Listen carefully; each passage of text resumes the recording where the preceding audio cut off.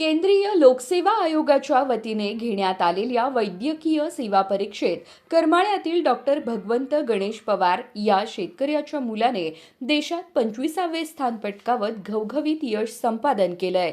तर सांगोल्यातील शिक्षकाचा मुलगा असलेल्या सौरभ निंबाळकर याने 77वी रँक मिळवत पहिल्याच प्रयत्नात यशाला गवसणी घातली आहे. केंद्रीय लोकसेवा आयोगाकडून झालेल्या वैद्यकीय सेवा परीक्षेत सोलापूर जिल्ह्यातील ग्रामीण भागातील मुलांनी मिळवलेल्या या यशाबाबत सर्वत्र कौतुक होत आहे.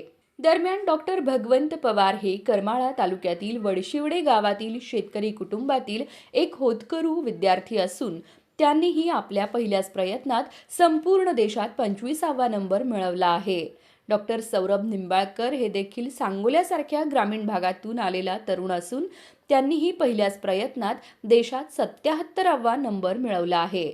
मेहनत आणि जिद्दीच्या जोरावर मिळालेल्या या यशाचे सध्या सर्वत्र कौतुक होत आहे.